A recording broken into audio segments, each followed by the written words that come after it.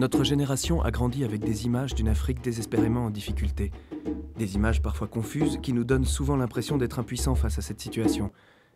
Mais est-ce vraiment le cas? Pour répondre à cette question, pourquoi ne pas partir d'un cas précis? Direction le Mali, en plein cœur de l'Afrique de l'Ouest.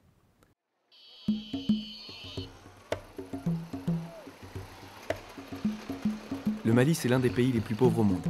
90% de sa population vit avec moins de 2 $ par jour et un tiers souffre de malnutrition.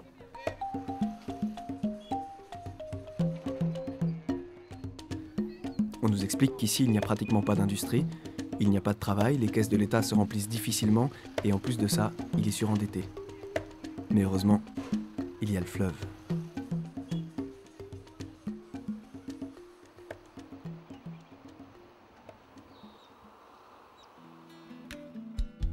Le Niger, c'est le pétrole du Mali, comme on dit ici. Une richesse inestimable qui facilite le commerce, et puis surtout, c'est de l'eau pour l'agriculture.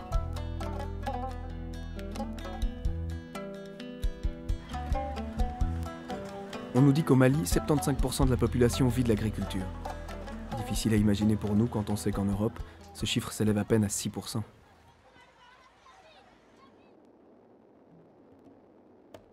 Pour avoir une idée de ce que ça signifie, nous suivons le fleuve et arrivons dans une zone qu'on appelle l'Office du Niger. C'est le plus ancien périmètre irrigué d'Afrique de l'Ouest et l'un des plus étendus. Les Français, pendant la colonisation, ont fait travailler des milliers de personnes pour la construction d'un immense barrage pour alimenter des canaux d'irrigation afin de produire du coton. Aujourd'hui, on n'y cultive plus le coton, mais le riz. Et la zone est gérée par une entreprise publique, c'est-à-dire par l'État. Concrètement, ce sont des milliers de familles qui vivent et travaillent sur ce périmètre. En rencontrant ces paysans, on a vite compris qu'ici, ça ne se passe pas vraiment comme chez nous.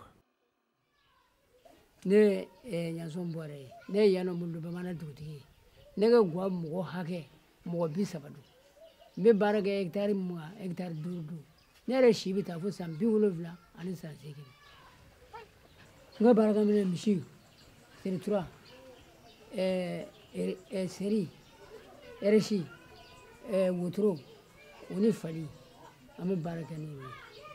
Comme au Barabulu d'Achouya, né Dougera, Mouya de Corbale, Neti Barakale, Mouya de Corbale. Au début, Chanyanabo, Anado, Nim Suti, de Corbale, Chakuya Bebo, Ame Muzro Salina. Anitame Tunisaba Nitla, no one goes to the tomorrow. O Tunisaba Nitla.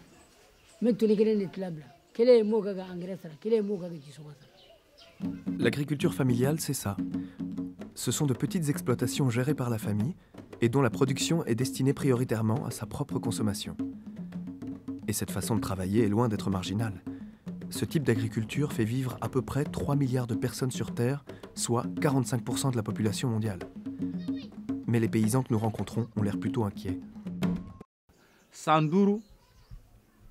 Ibna sura fala awtara fo matan andurula o furukile ke ebo ko desene fawra madla ka faraka bo edu malaka bugu kata to furo atese awkoro o adumo kulobo ka fa ko a furo tese ankoro ka furo musaka ta ka sika anyuru bola atse ko ke ble o ebo kulobo ka fa iba nyini pour que dobse ka fara ka furo ka bo gono ko aseta ayi o asete ere ko bana gelade be o de la de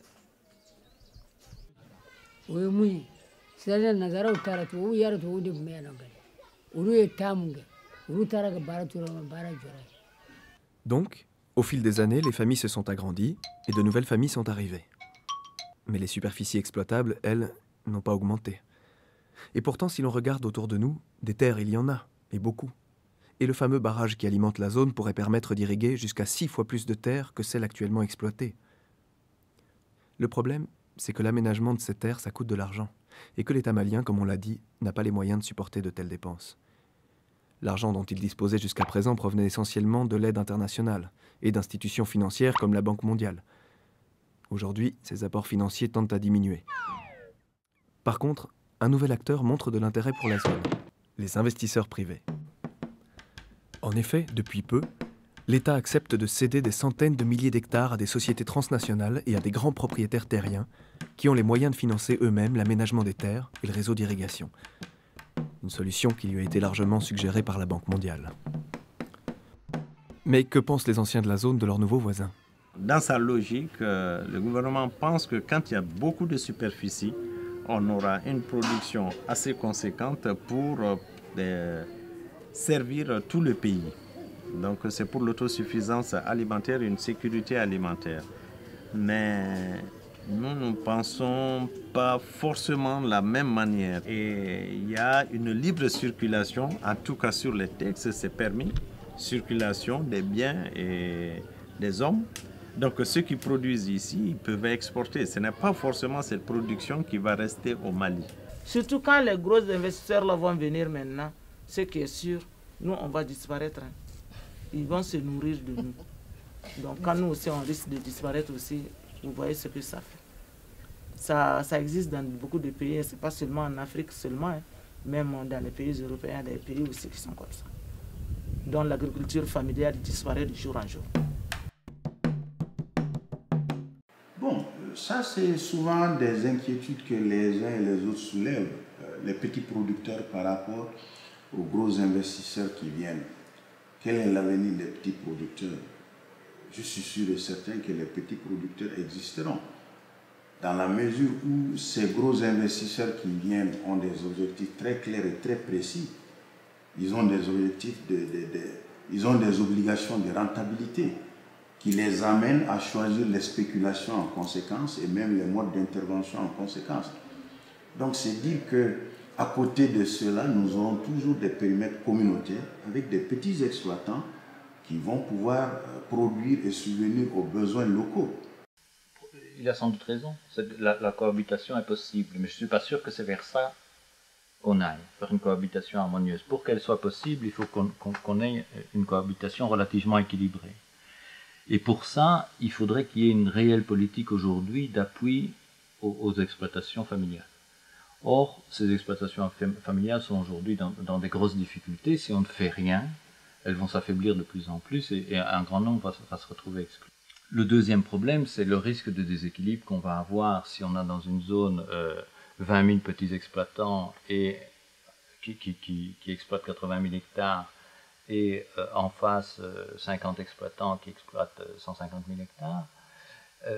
On va se retrouver devant un déséquilibre important et probablement une difficulté de l'État et de l'Office du Niger à assurer un service de l'eau équitable entre les différents utilisateurs. Ceux qui prônent cette politique d'ouverture aux investisseurs privés ne semblent pas se soucier des conséquences sur la population locale. Les paysans de l'Office, eux, sont conscients de la nécessité d'une politique qui protégerait les exploitations familiales et ne manquent pas d'arguments pour faire valoir leurs intérêts.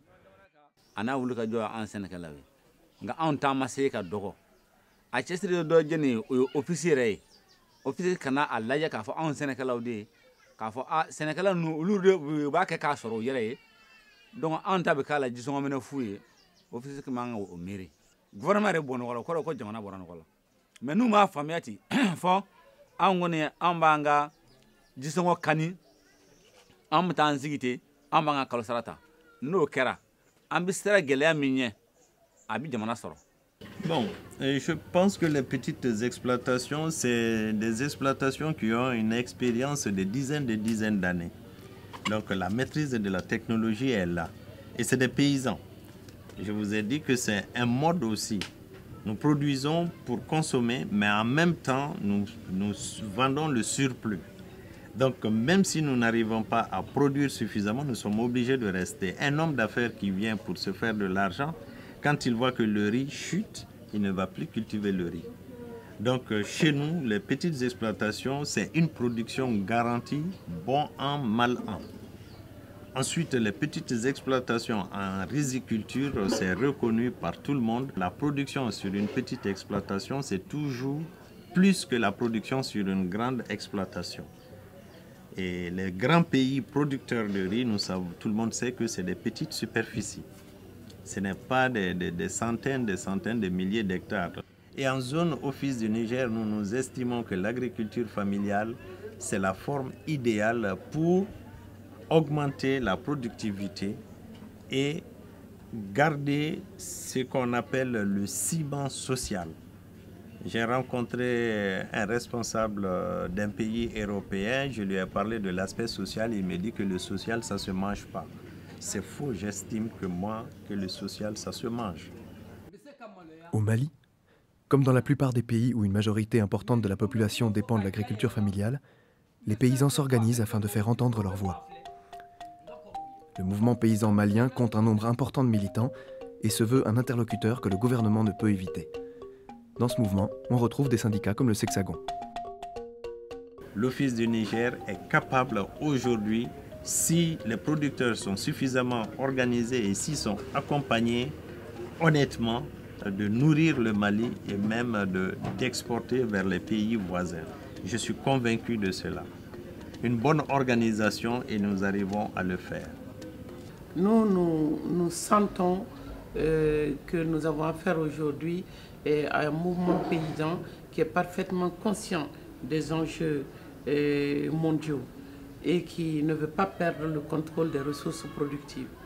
Si on veut que les Africains restent chez eux et qu'ils vivent dignement chez eux, il faut qu'on arrête donc de leur tenir un double langage qui consiste à dire ouvrez vos économies, soyez compétitifs, en sachant qu'il s'agit d'une compétition qui ne profite qu'à l'investisseur étranger. Les multinationales, c'est des machines à sous qui ne regardent pas la société, mais qui sont là pour broyer, pour faire tout simplement le profit. Et j'estime qu'il est temps d'arrêter. Et moi, je ne souhaite pas voir mes petits-fils un jour qu'on les appelle des indigènes sur leur propre terre et qu'ils soient parqués dans des zones. Et je me battrai pour ça. Et je pense que toute personne intelligente doit aller dans ce sens et lutter contre. La lutte, de mon point de vue, se mène ici et ailleurs. Donc nous pensons que ce sont les citoyens du Nord, et plus particulièrement des Européens avertis, qui peuvent aussi mettre la pression nécessaire sur les centres de décision là-bas. Et on est tenu aujourd'hui, ici et là-bas, de comprendre globalement dans quelle barque on nous embarque tous et comment nous en sortir.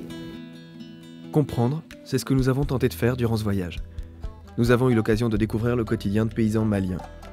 Nous nous sommes rendus compte que les problèmes rencontrés par ces paysans découlent bien souvent de décisions prises à l'autre bout du monde par une poignée de dirigeants.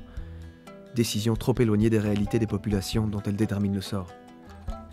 Nous avons compris que ces dirigeants sont en fait influencés par les intérêts économiques d'une minorité. Au Mali, on prive les paysans de leurs terres et de l'euro pour laisser la place à des sociétés transnationales sous prétexte que celles-ci sont plus profitables à l'économie nationale. Nous avons tout ici et nous avons les moyens de faire beaucoup de choses. Mais il y a d'autres choses que nous ne pouvons pas faire. Là, nous avons besoin de l'appui extérieur. Et ils connaissent les pistes. Ils nous montrent les pistes et puis on regarde si cette piste est praticable pour nous, en fonction de nos moyens. C'est comme ça que j'entends le développement.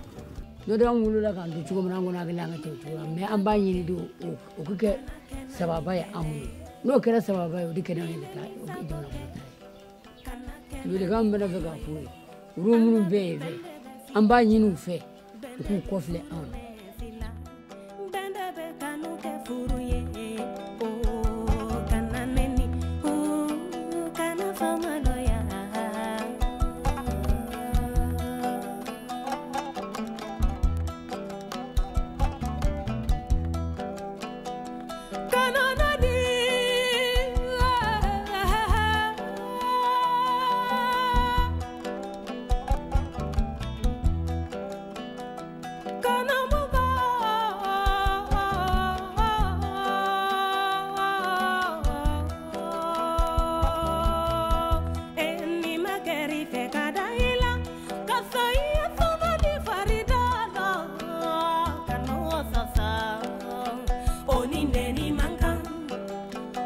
Toño